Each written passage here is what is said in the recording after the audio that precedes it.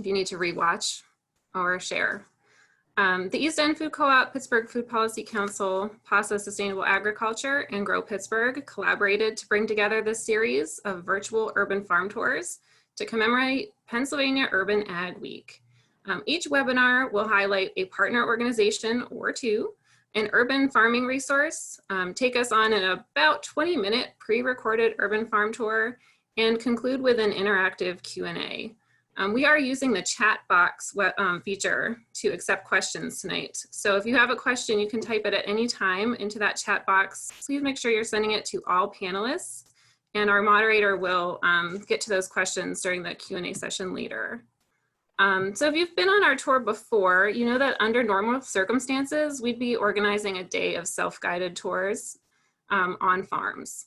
In the years past, we sold tickets, and that revenue helped us support a Pittsburgh Urban Growers Scholarship Fund, which provides professional development opportunities to growers in Allegheny County.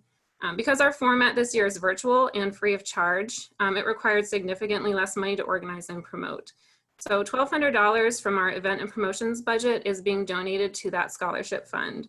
The remainder of our budget will provide a $200 honorarium to each participating farm. The East End Food Co-op is also taking donations all month long through our Register Roundup program. So if you're local to Pittsburgh, you can shop at the co-op this month, round up your total at the register to the nearest dollar, and that change will be collected and given to the scholarship fund. We are also raising money through seed sales at the co-op. So for every seed packet we sell all throughout the entire year, we'll be donating 25 cents per seed packet to the scholarship fund. And we did just get a shipment of summer and fall seeds and 2021 growing season seeds. So there's plenty to choose from.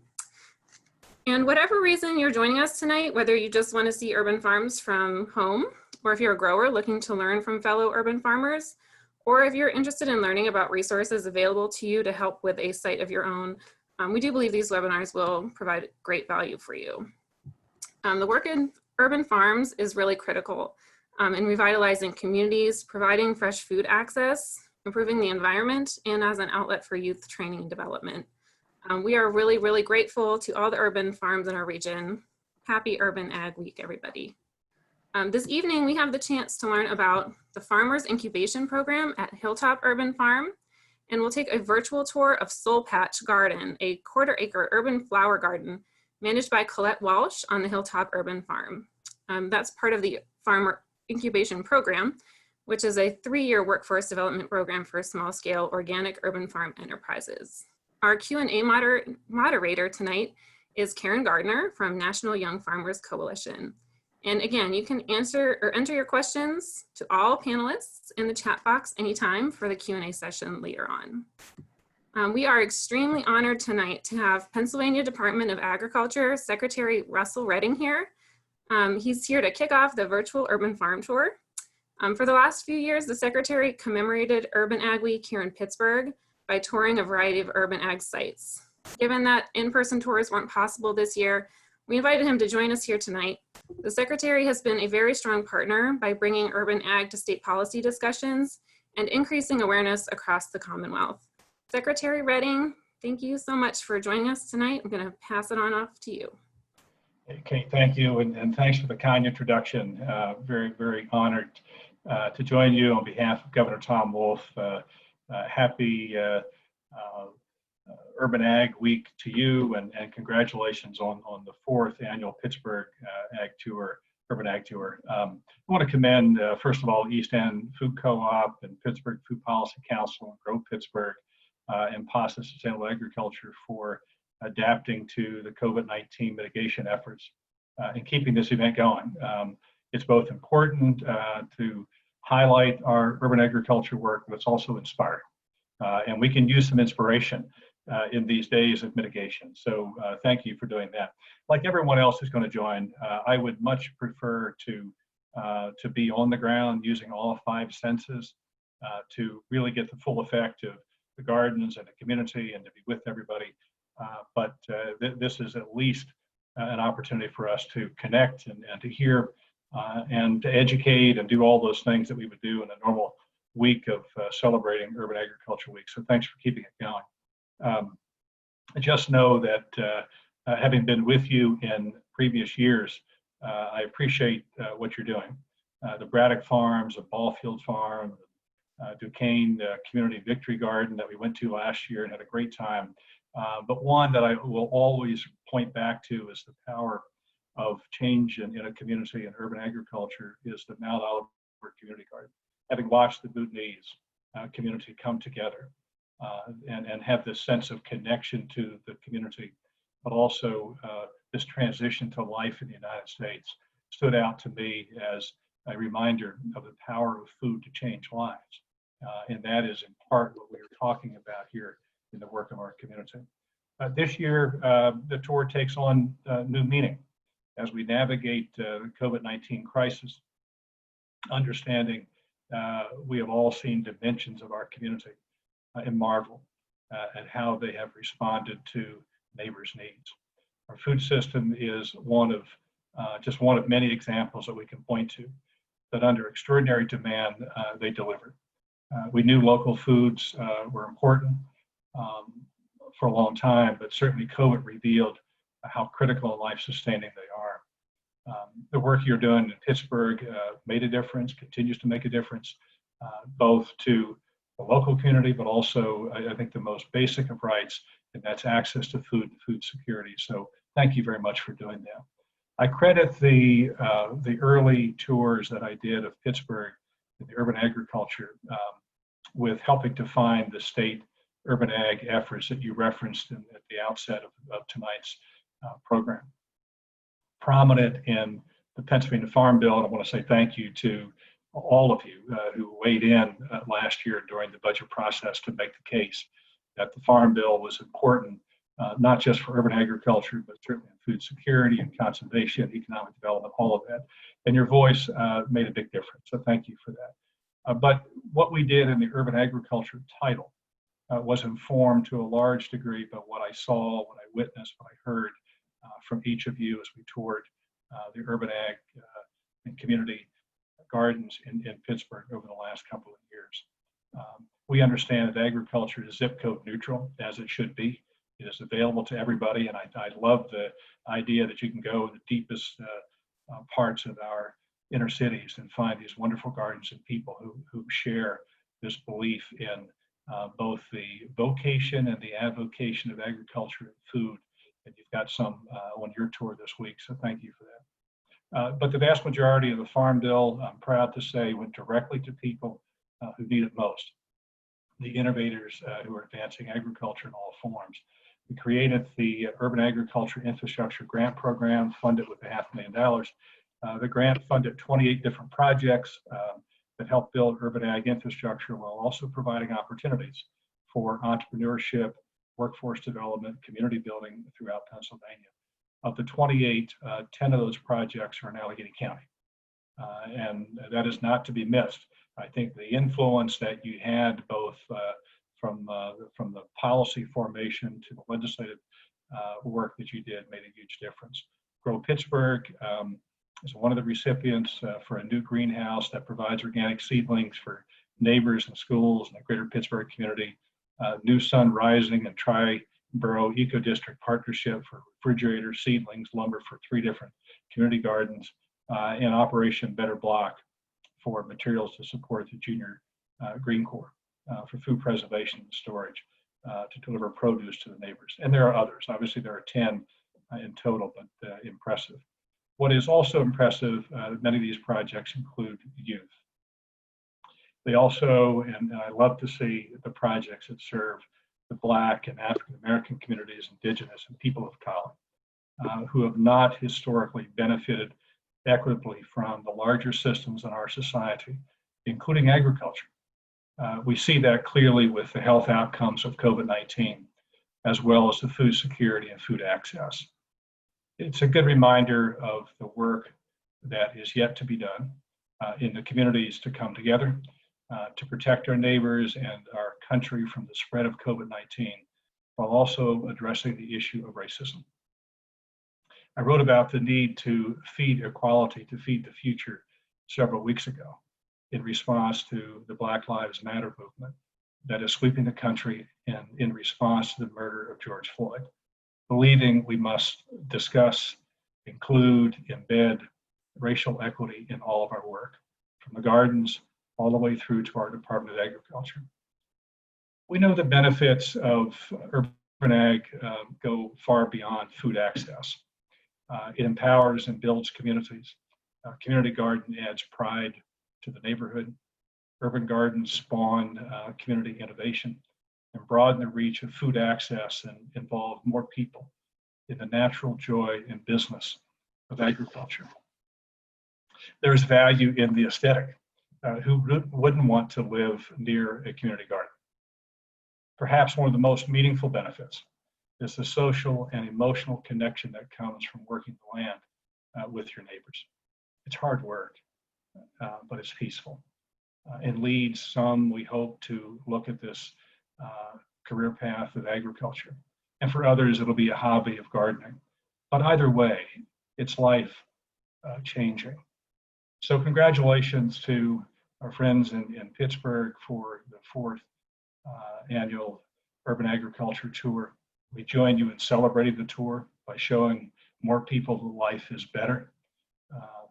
Communities are better when there is something growing in their community. So I know we're anxious to get on to the tour, but just a note of thanks for the vision, for the hard work of building a better community through agriculture. And happy Pennsylvania Urban Agriculture Week. Thank you.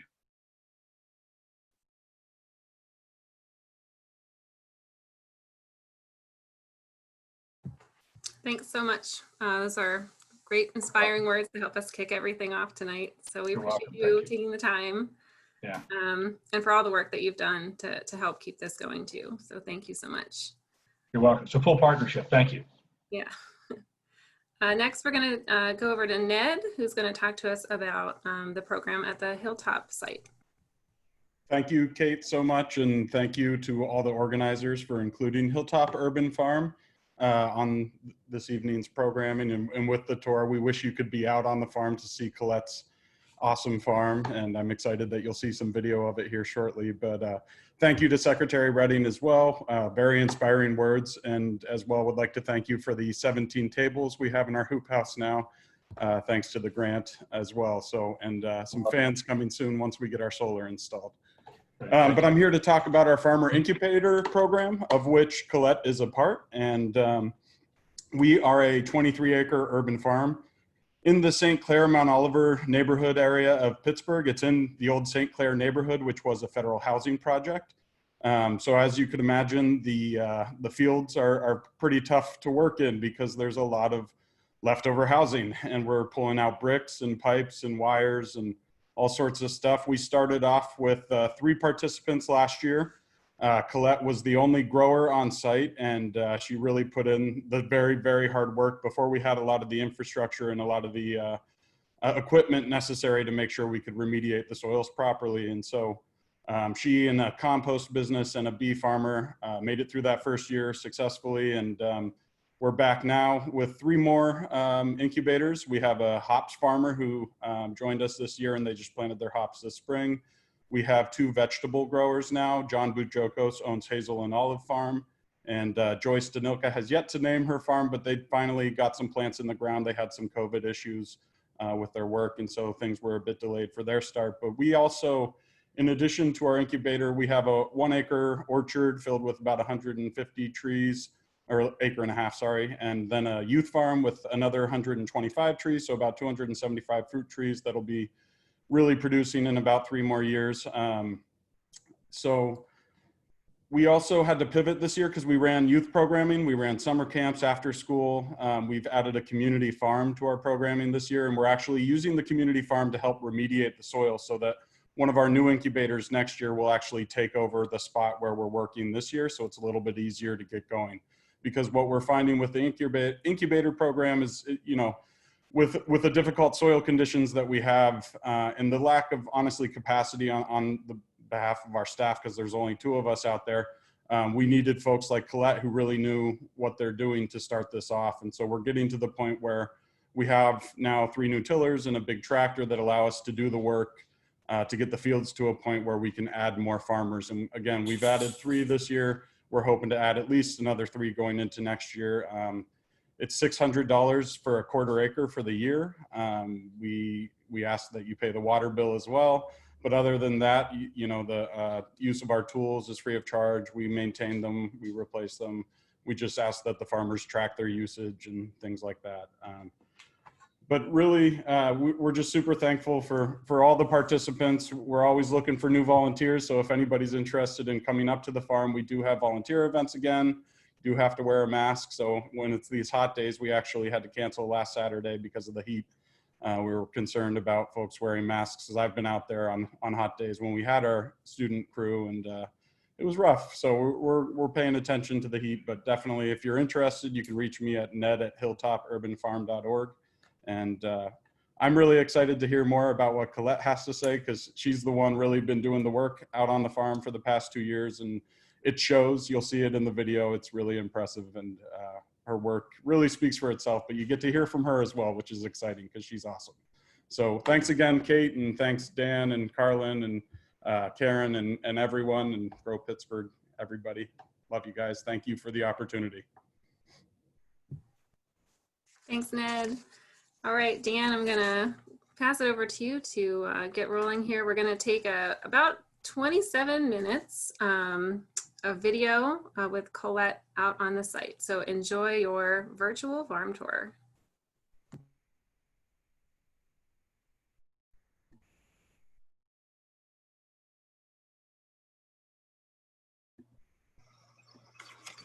Hi, my name is Collette Walsh, and I grow flowers here at the Hilltop Urban Farm.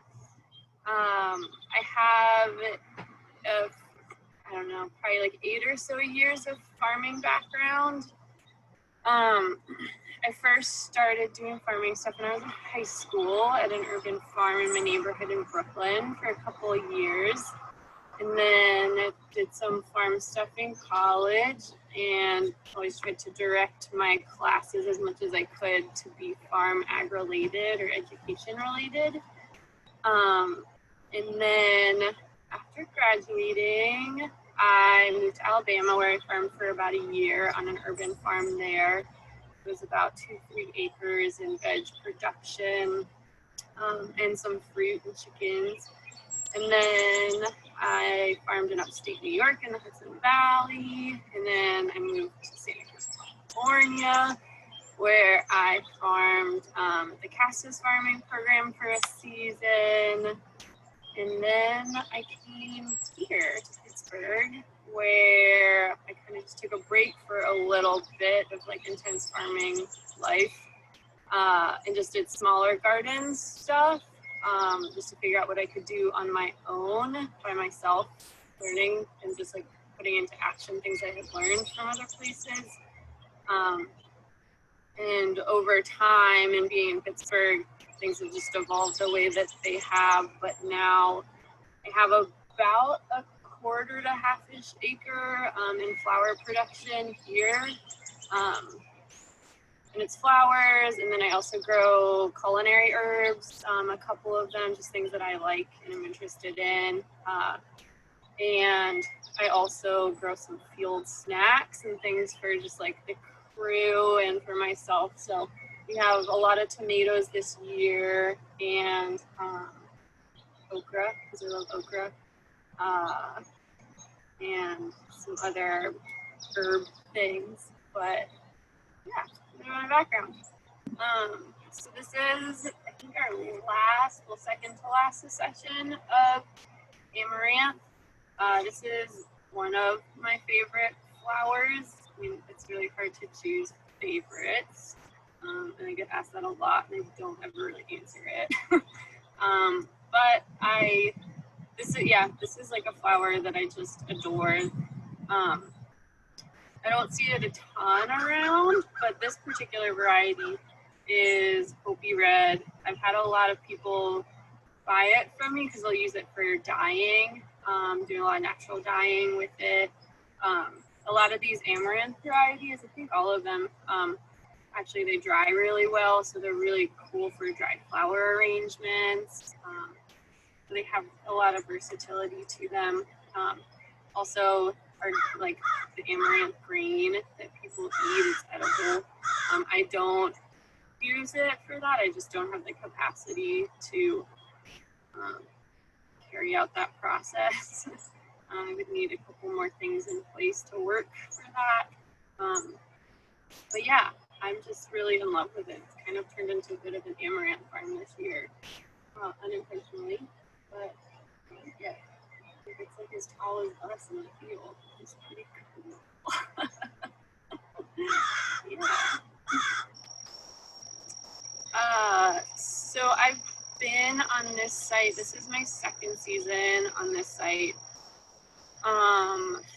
Last year, so I mean, both years have been different.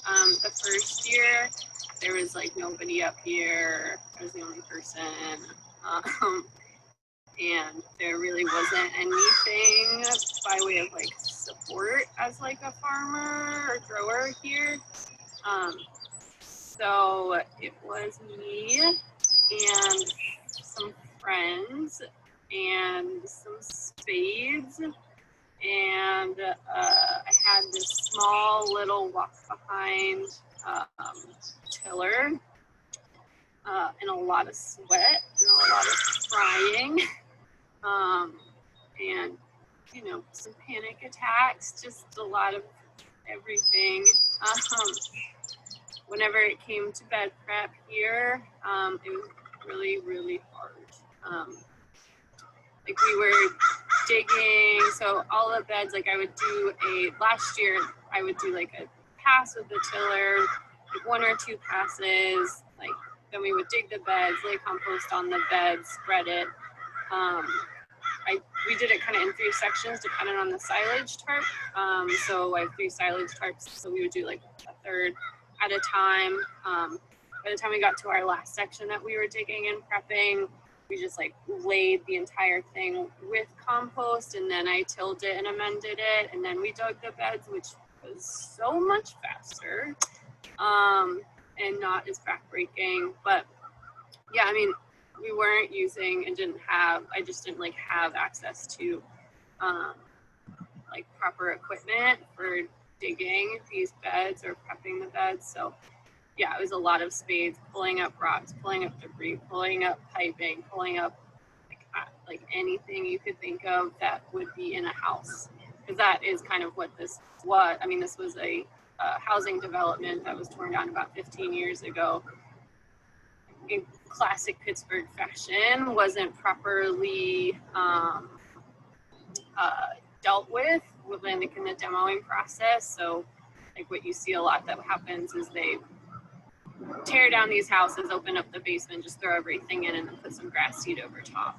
So that's what, I don't know for certain, but based off of the experience of dealing with the ground here, that is what happened. So yeah, of digging a lot of just like, you're just pulling out houses, pieces of houses bit by bit.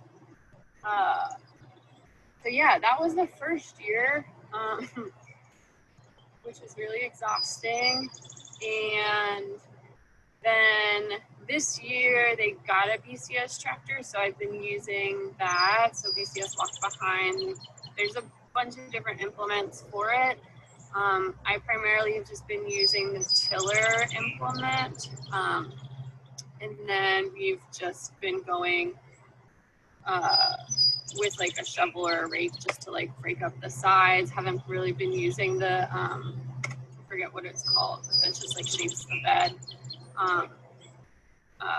Yeah, so that's kind of what we've been doing. But yeah, a lot of it is doing a pass with the BCS, adding compost, adding amendments to the soil, sometimes adding more compost, because it's just, I mean, to get soil that's kind of dead, you know, like that's what we're working with is dead ground, up to like farmable land takes time, you know, it takes a long time.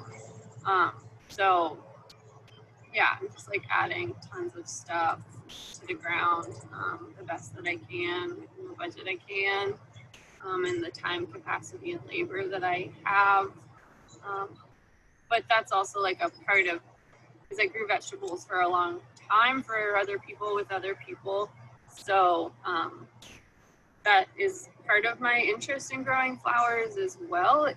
I see it as a step in remediating soil without like the consumption of it. So flowers, I feel like, are a little bit more resilient. I don't have to be as worried about like lead in the soil and certain things that I wouldn't feel comfortable selling to people.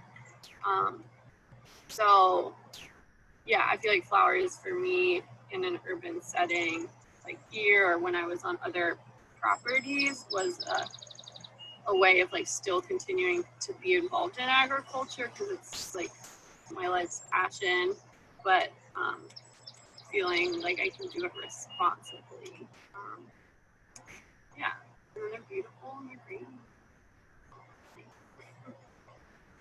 Just in terms of a recommendation, just off the top of my head, I mean, I feel like people don't realize that farming is expensive, and is something, it's not just like you wake up one day and you want to have like a cute garden and like farm and that you just like put some plants in the ground and it's real cute and easy. It's really just a lot of time and labor and money, unless you have some like crazy situation, which is like good for you. But I feel like if you do have a lot that you want to like turn into something that is like cultivatable, like having a lot of compost and a lot of like organic material is important. If you know someone with a backhoe that can come in, you know, like if you have a vacant lot that was a house at a certain point, like, and you're in Pittsburgh, you are just dealing with tons of debris. So figuring out how to scrape out some of that, and getting rid of some of those house foundations. I mean, I think a lot of people's approaches have been to kind of just like circumvent that altogether by building raised beds. So that is an option too. And I think that that's a great option depending on what you're interested in doing. You know, like raised beds are great, but you're just not going to get the same amount of productivity and cultivation out of them because you just have limited space. And then you do have to keep adding more compost or topsoil or amendments to it every season. So yeah, I mean, and then obviously cover cropping as well. So doing different like soil tests to see what people recommend. Something that you have. For me, I didn't do cover cropping because for me up here, it's like the physical structure of the ground is the problem. So it's like I could do like clover, I could do cover crops, but I just felt nervous about putting that amount of investment into the ground and knowing that like, well, like that like whatever daikon radish could grow, but if there's a brush below it, it's just not going to get as big of a taproot or root. So yeah, I mean, I guess I would recommend like compost, amendments, getting soil samples, figuring out how to physically get shit out of the ground. If you like have a long-term lease situation, or if you own that property, like I would like if I owned this property, like I would probably be doing way different things. But yeah, just like getting that stuff out of the ground. Yeah, I think would be some of mine. Or like, yeah, just building the soil up versus like building it down. This is my fertigator. I got it from Johnny's under, their like tool section.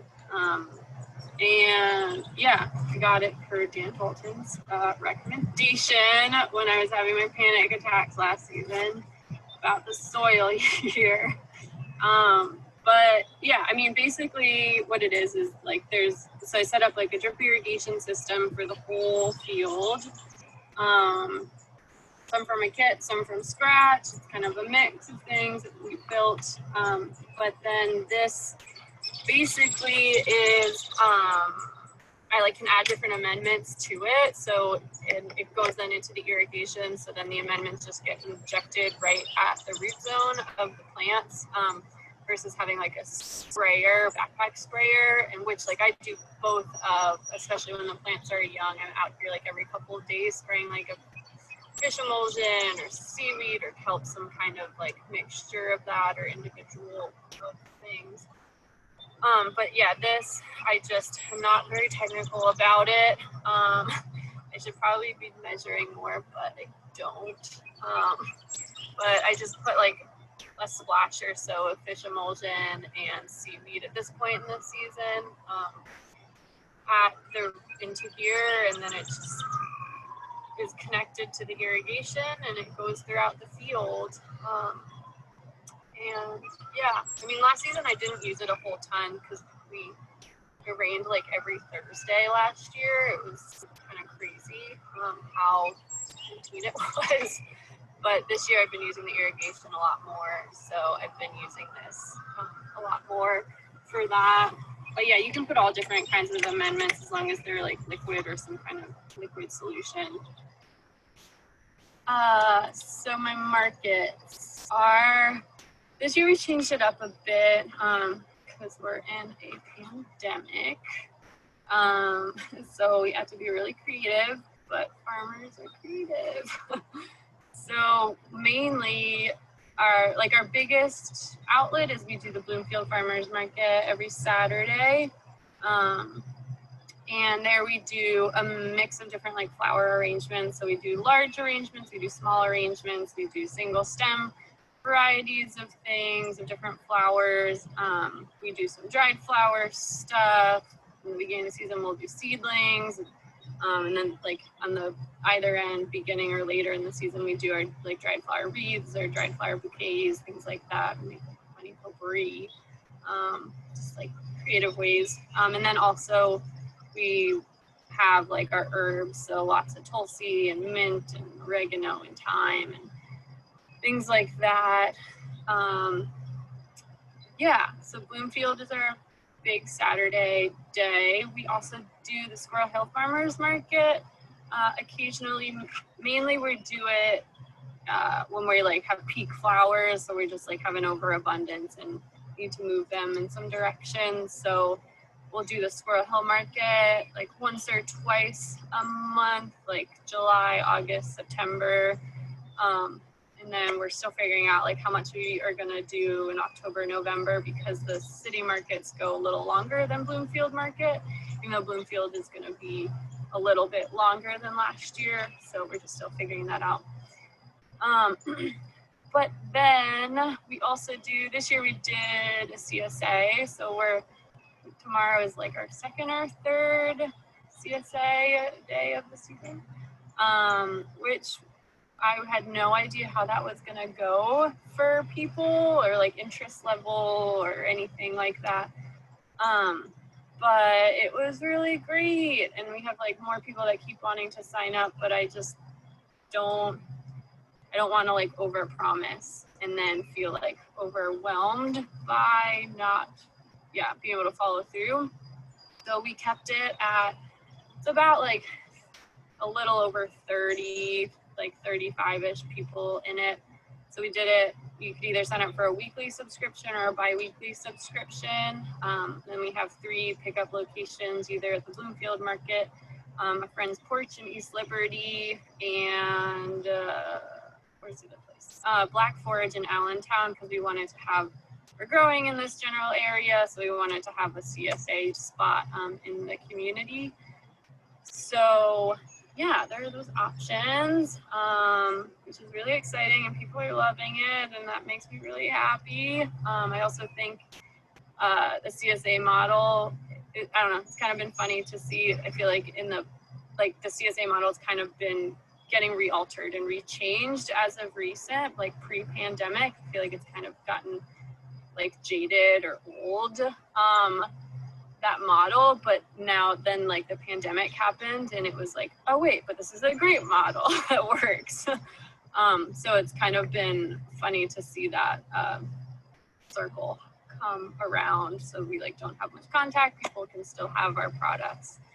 But then we also do wholesale. So Wednesday is like our big CSA wholesale day. So tomorrow we're gonna do CSA and then wholesale. So we have a handful of florists in the city that will put orders in with us, and like florists, and then like some small businesses. Like there are people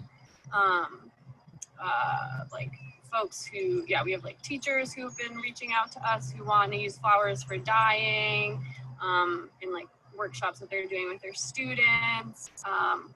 So it's been fun to like include that with our like more traditional wholesales. So people like are using flowers for like all kinds of things, which is really cool. So yeah, those are a lot of our outlets. And then people will just reach out randomly being like, I have a birthday, can I have flowers for this person? So we do a lot of that too. Yeah, so I think the biggest challenges here, I think this season, the biggest challenge has been just like larger environmental, and so just having to problem solve with it. So just like with the COVID virus, and just like as a grower, what does that mean for us? So, and figuring out like with our group, like there's a small group of us that like there's 3 of us who are like regular up here. So just like I feel like being in communication with each other, like who are we interacting with, who's in our bubble, like do we wear masks, how do we do, like just like figuring out all of our boundaries together and just like being hyper communicative, which I think is like good, and also just like it's a new thing to just be figuring out.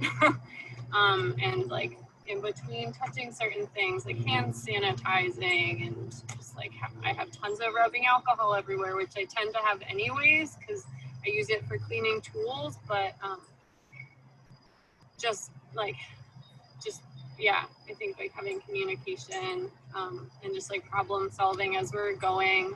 Luckily, like it's 3 ladies and everyone's like really amazing and smart and like good at communicating and talking and figuring things out together. So I feel like really lucky to have that.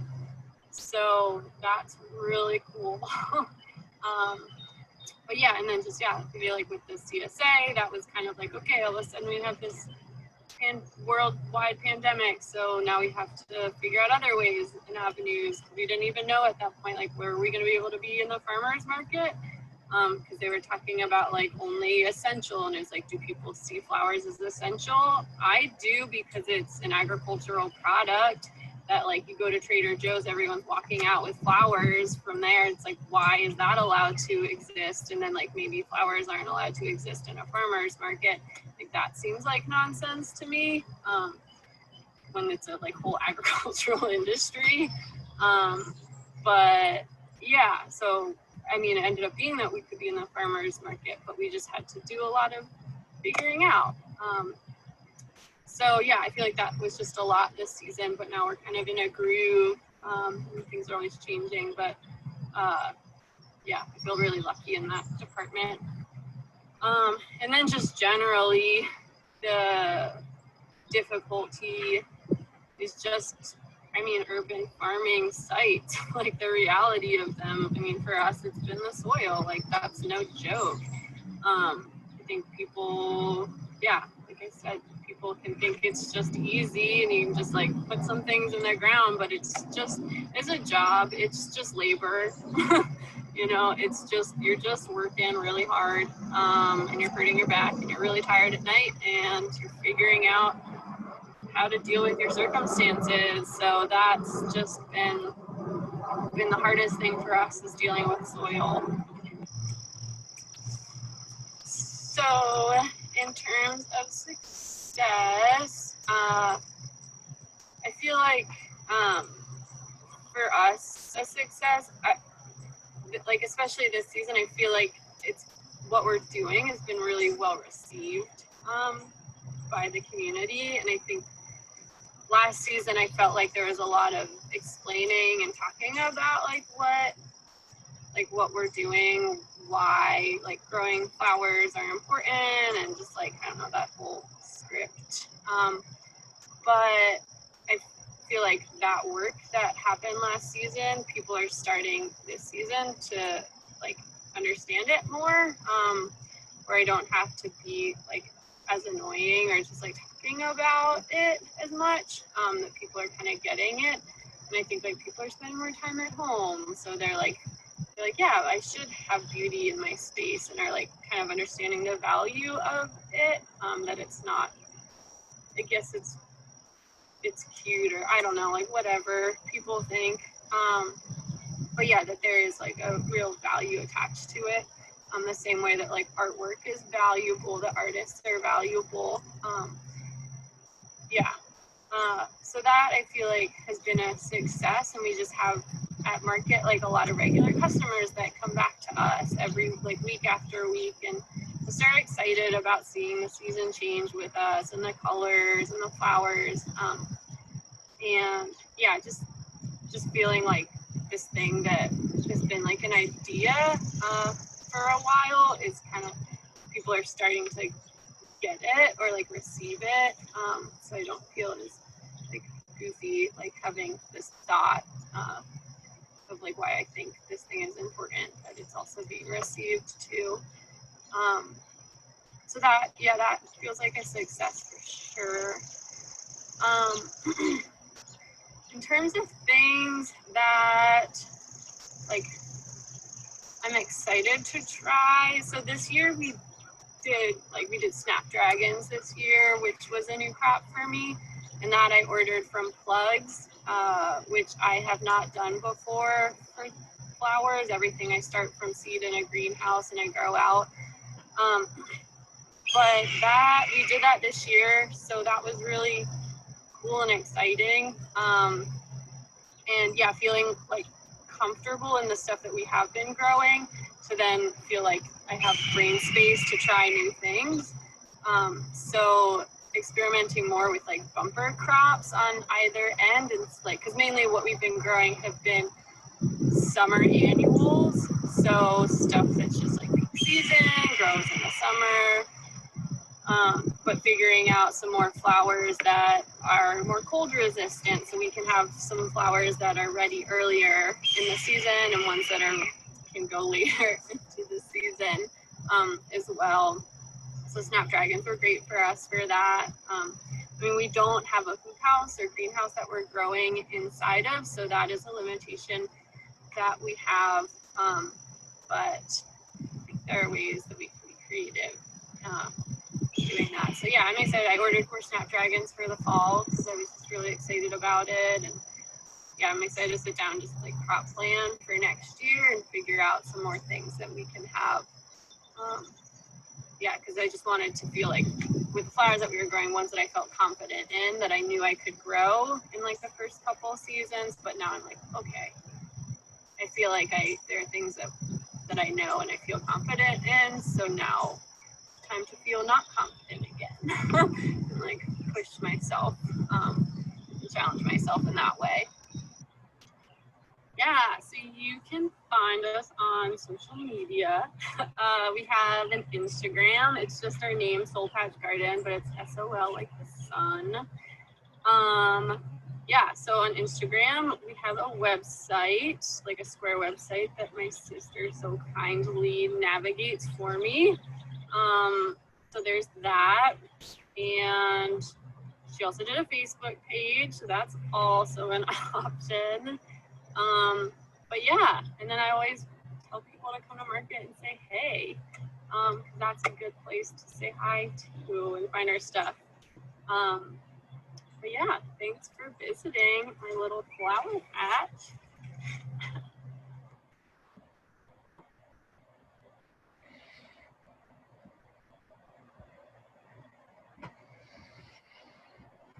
That was awesome. Thank you, Collette. And thank you, Dan, for making the virtual tour possible. That was Soul Patch Garden on the Hilltop. So we are going to go into our Q&A session. Karen is our moderator for that this evening. So Karen, I'll pass it on to you. Okay, welcome to the Q&A session. If you have any questions for Collette or for Ned, please send them to all panelists through the chat. And I will ask some questions, but I'll start off while everyone is thinking of their questions. Collette, I was thinking of a couple things when you were talking. You had talked about how you interact differently with the land because you have a relatively short-term lease. And I was wondering, how would you interact differently with a space that you have a longer-term lease on or own your lease? What are kind of your long-term dreams, or how would you do that differently? Yeah. Hey, Karen. Hi. Can you hear me? Okay, because I had to switch over partway through. Yeah, that's a really good question, and something that I think a lot about. I think there are several things that I think about. I mean, I can't have perennials.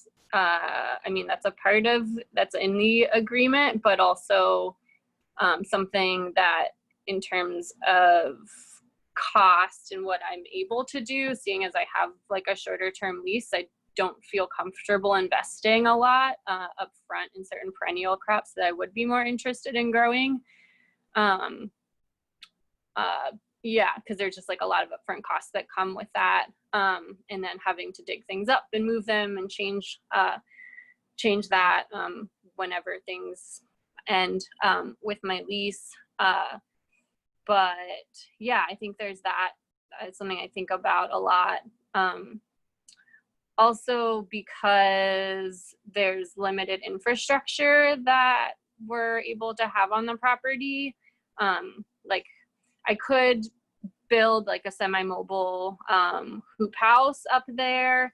And it's something that I do think about and like having conversations about, but I also just have reservations in investing a lot of money in this space, which if I had like a long-term lease somewhere, then I would be looking at more permanent structures and ways that I can invest in the land more and like do the best that I can for it. But because I have a certain limitation on me, I am really hesitant with my balancing of how much money do I put in, how much labor do I put in, what crops do I grow, so that I can feel comfortable for when the time comes that I have to walk away. And those are conversations that like I feel like I have to be having with the Hilltop, but yeah, they're just things that I think about a lot, because I know for myself, like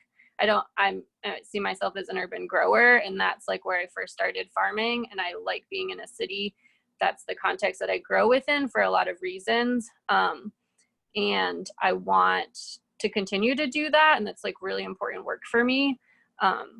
But yeah, figuring out what is a situation that works. Yeah, for myself longer term. Yeah, I don't know if that answers that. It does. Thank you. Yeah. Ned, I wanted to ask you, it's been incredible seeing how much change has happened at the Hilltop, and especially since you joined the team, and how much progress and, you know, seeing this, what was barren land become farmland in many places. I was wondering, when you look out at Hilltop, what are your dreams for the next few years? What would you hope that the space would be in the kind of relatively near-term future, but the future nonetheless? Ned, you're on mute. Myself, there we go. Thank you for asking that question. It's certainly one that's on our mind a lot right now. We've had to certainly rethink our plans a lot because of COVID and what we're doing. And, you know, we've had to sort of slow the phasing out of, because of the rough soil, we've really had to kind of slow the phasing out of our programming. We really didn't want to advertise the incubator program this year until we knew that we were going to have the equipment and tools necessary to support the farmers. And so we waited until the end of January when we got some grants and knew that we would have that to actually, and we only reached out really to the folks who had been contacting us prior. There had been 4 folks, and we actually approved a 4th person to start, but due to COVID, he hasn't been able to get out to the farm at all this year. So we're really hoping to add a few more folks next year. There we go. Am I back on? We're hoping to add at least another 3 farmers next year, possibly more. We're also looking at the possibility of expanding our community farm. So currently we're farming a little bit under 1/4 of an acre right now. We're using that plot to grow food for the Brashear Association right now.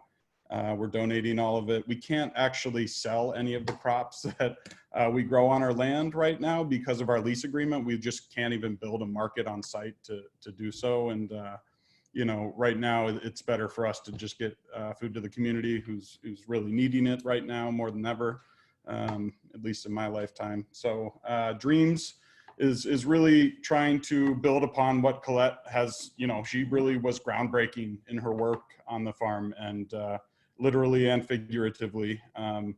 She's preparing the soil for future generations. You know, the youth farm has a serious connection to our adult farm, and we're trying to build programs where we can train young people and they can learn from Collette and others like her, and can then, you know, use that, and we're going to help support those kids through high school and hopefully build programs that will support these kids to become farmers. And, you know, not necessarily college track. I think every kid going to college was a kind of a thing of the past.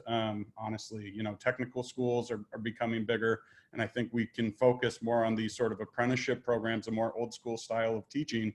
And so we're hoping to grow farmers, literally. And, you know, we really want to make sure specifically that we're growing farmers for the Hilltop community. So we do ask each of our farmers to give back in any way that they can. So Collette, 2 weeks ago, did a 2-hour-long workshop actually with our SCA youth while they were still on site about our pollinator gardens. And so she was teaching the kids which pollinators were which, and which, you know, helped with certain things. And, you know, echinacea is beneficial, and how you can use that to make teas and all sorts of good things. And, you know, she's sharing her knowledge with those kids. And so just building on these successes we've had early, and often, you know, we had 700 kids go through the farm this year, and we were about to open when the governor shut everything down back in March. And so we've really pivoted to focusing on growing food. We are back open to volunteers, and so we're trying to grow that again, but safely and cautiously, of course, and with a mind for safety first, and making sure everything's clean and sanitized, and, you know, everybody's wearing a mask when we're out there. And yes, it's tough, but, you know, I think Pro Pittsburgh posted something recently. It was a post of immigrants working in Southern California, all wearing masks in 95-degree heat. And it's, you know, when you see that, it's just like, oh yeah, we can push through. Anybody can do this. We've got this. And it's certainly been a trying summer, but our dreams are great for the place, but mostly we want to make sure we end the sort of food apartheid that has affected the Hilltop communities for the past, you know, so many decades. And really the site is such a point of pride for the community as well, because it did house 4,000 people there. And now it's becoming a farm. It was a farm prior to being a housing development. So, you know, in the end, we do want to see, you know, a farmer's market up there. We want to see, you know, community action happening. We want to build an immigrant garden and a community garden up there, so that the Bhutanese and Nepali immigrants have a place to grow in the ground, a more traditional way. Yeah, I mean, I could talk for a while, and I don't want to keep people from asking more questions. So if that's good, I'll stop. That's wonderful and really helpful to hear. Really good to hear. Collette, there is a question from KBS who asks, how are you managing wildlife, for example, birds and amaranth seeds? Yeah, good question. So yeah, birds, you definitely heard that in the video. There are a lot of birds. There's not, I mean, for me personally, like, I don't have a really big problem with them, you know, kind of like as a pest issue. they kind of do their own thing and I do my own thing, and we have a fine relationship. But yeah, they're fine. In terms of amaranth seed, that's definitely a thing. I am a grower that really likes to be on top of their weeds. So I really love efficiency a lot. So yeah, in the beginning of the season, I mean, amaranth, yeah, drop seed and it'll come back the following year, especially since we had such a mild winter. The die off of that seed was like nothing. But we just go through and hoe, you know, we use hula hose or collinear hose or yeah, different hoeing mechanisms for getting the weed seeds out of the beds and out of the pathways. I mean, once you get it at a young stage, it's fine. So I just kind of view it like any other weeds that are coming up that we have to maintain. And in the beginning of this season, it's annoying and we're having to hoe more, but as plants grow and shade everything out, and as we're staying on top of weed management, it seems to be fine. Yeah.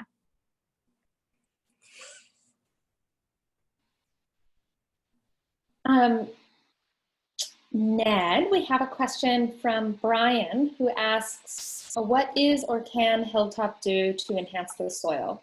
It sounds like a larger initiative as opposed to a farmer-to-farmer issue. Most definitely. It is a huge issue, and actually they've been working on it since they broke ground, I believe, back in 2015. This was prior to my time. So I started last April in 2019, but they had been doing work on the soil. It was cleared completely, the land, by 2010. And when I say completely, you know, Collette in her video referenced not quite completely getting rid of all the houses there. And so there is a lot of work to do. However, I will say we've worked with folks such as Dan Dalton at PASA and Jonathan Burgess at Allegheny County Conservation District to develop a soil plan to make sure that we're creating the best possible conditions for our farmers. And it's rough go.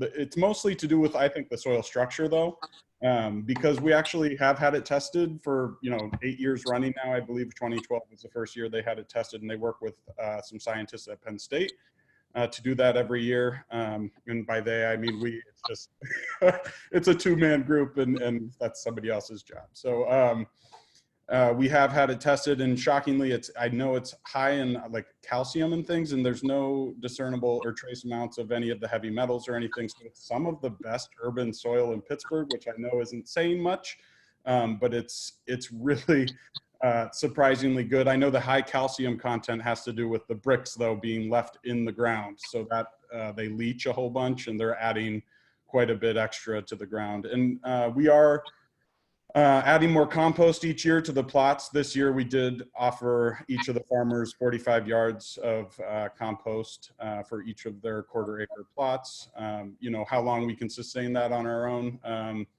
with our funding and stuff, we'll see, but we hope to be able to do that for the foreseeable future just to help rotate these plots. And I did see a question about what happens when leases are up for our farmers. And I just wanted to say we will, we will work with Collette as we move forward to try and help her find land.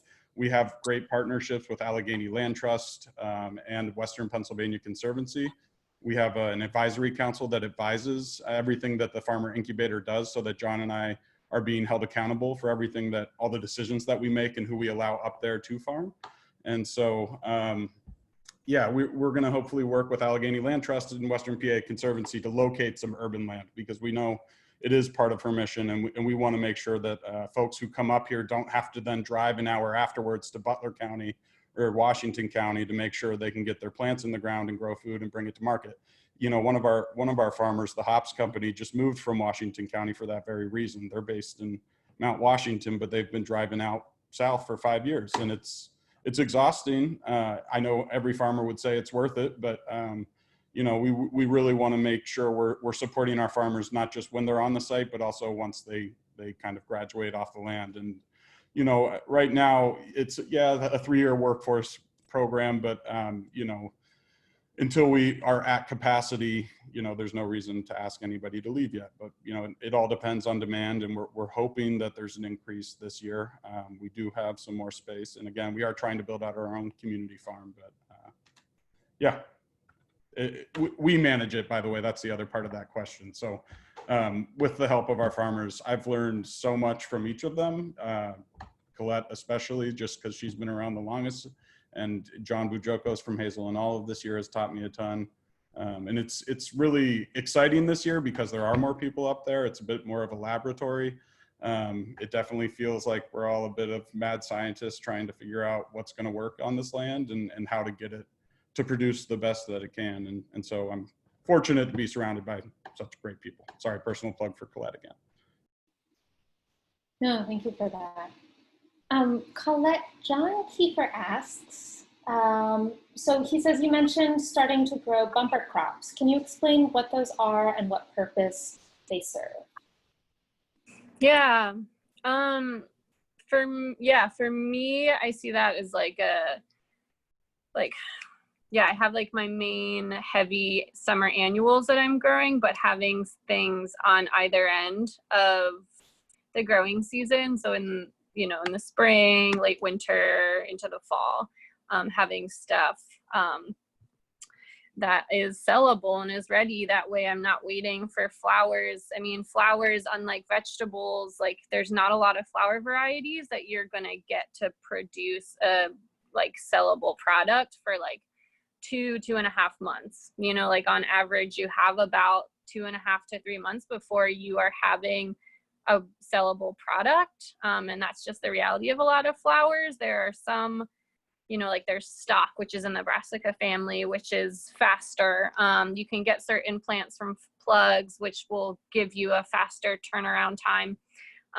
But for me, because of my limitations with the land, because I don't have like a greenhouse on the property that I'm growing in on, or like a hoop house to extend that season, I'm trying to be creative and figuring out some crops. So like the snapdragons, like I was talking about, was a nice addition for me in an experiment.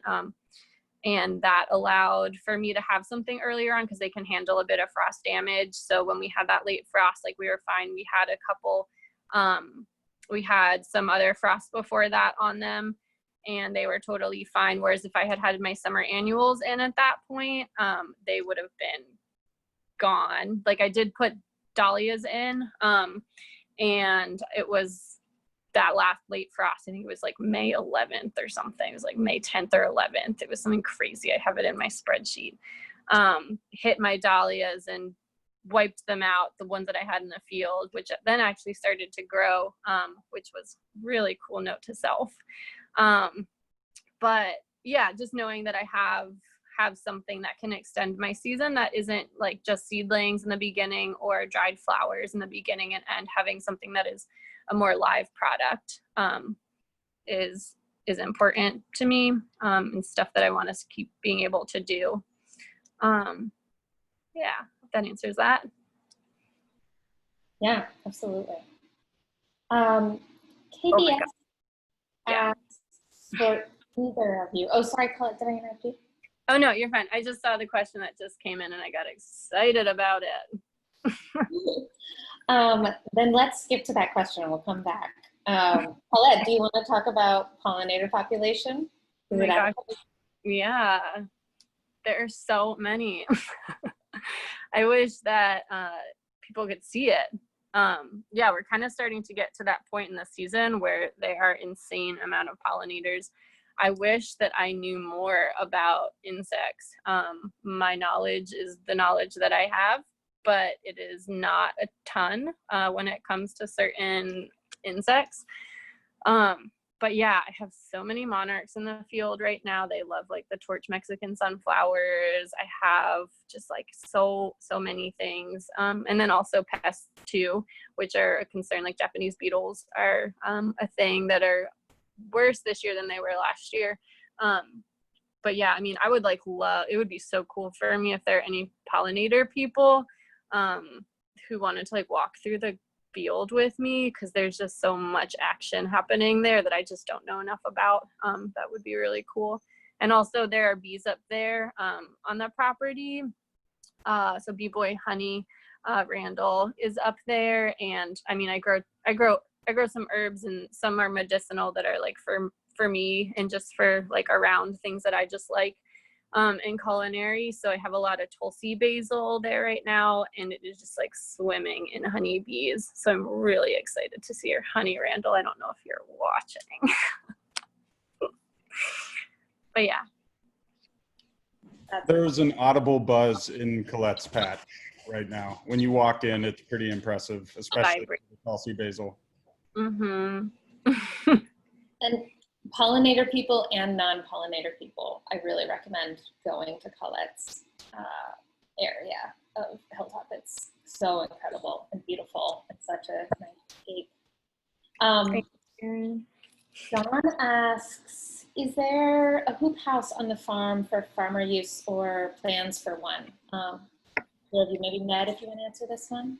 Sure. Yeah, there is. It got installed late last fall, and so we were waiting, honestly, on some funding to purchase some tables. So over the winter, it sat a bit empty, and we didn't have a tiller to till the ground in there, so we couldn't extend our season last year. But we added 17 tables with the help of the Pennsylvania Department of Ag grant that so many of our participants actually also received funds for. And we are hoping to till up the other side to do some season extension ourselves this year. And then there's potentially plans to add more hoop houses. You know, as we add incubators, 17 tables are probably not going to cut it. And so we're going to need more space for people to propagate and start. And right now, you know, it's been free this year because we didn't have it quite set up, but potentially there could be a fee involved. I know most incubators do that, but we'll see. All of that is stuff we have to work with, you know, folks like Collette on, because we've got to figure out what's sustainable for everybody. So, yeah. Great. We are going to wrap up pretty soon. I wanted to ask a more personal question to Collette, not intrusive, but personal to my work, in that, Collette, you are a leader of the Western Pennsylvania National Farmers Coalition chapter. And would you, in case there's any folks on who might be interested in joining that chapter or being part of our work, would you like to talk a little bit about what you do there and what the chapter does? Sure. Well, it's growing season time, so I can't say I've done a whole lot right now. I'm just trying to make it through the day. But yeah, we are a newer chapter here in Western Pennsylvania. It's an organization that's nationwide. There are chapters all throughout the country. We're a group of, I think maybe there's like 4 or 5 of us who are chapter leaders. And we are a group of growers, farmers in the community in Pittsburgh, Western Pennsylvania, who are, I mean, we're a newer group, and we also are self-directed. So for us, I think we have been brainstorming some ideas of stuff that is important to us as growers in Western Pennsylvania. And something that comes up a lot is land access. That is a continuing problem here in Western Pennsylvania, especially for people like me who are first generation growers. It's hard to get land access. It's hard to get it in places where you want to be, that have amenities that you would need at a cost that is sustainable for us as growers. So that is a part of like our, something that like we talk about and is something that we mobilize a bit around. But also it can be an informal group. So we also just can do get-togethers and hang out and talk about things. I think it's nice to have some type of, I mean, I think farmers get really like isolated and get stuck in their own worlds as growers, and that's just a bit of the nature of the work, but need points of mobilization and need points of community, and people who are like-minded and can like have the like internal conversations and the like the farm talk, like the nerdy stuff. So like having having people in community like that is nice. So yeah, we can do things that are more formal as an organization and as a group, but also things that are informal. So it's a pretty flexible group here, and we're newer. So, I mean, anyone who's interested is welcome to join. It's pretty open. But yeah, there's that. Great, thank you. Yeah. I want to just give one last moment if either Brad or Collette want to share any last thoughts. We're going to wrap up Q&A now. So do either of you have any last words of wisdom, thoughts that you'd like to share with the group before we wrap up? I can go ahead and let Collette end us tonight. No, I just think we're at such a pivotal time in the history of our world, of our country, that farming is more important than ever. And we're very lucky at Hilltop to be able to do this. And we just hope that we can continue to serve the community in a way that it really does, in fact, serve the Hilltop community and grow farmers there for the South Pittsburgh community. So, you know, again, Collette has been incredible for the past year and a half, getting her stuff going and really building her own business. It's been really awesome to watch. And so you know, if you get a chance to anybody out here watching, please go to the Saturday Bloomfield Market and check out Soul Patch. I love her sticker. I put it on my water bottle. And please check her out. She's awesome. They're awesome. Everything. Thank you again for including me. Hilltop really appreciates all the work that everybody's doing on this, PASA, NYFC, you know, everybody. Thank you. Have a good night.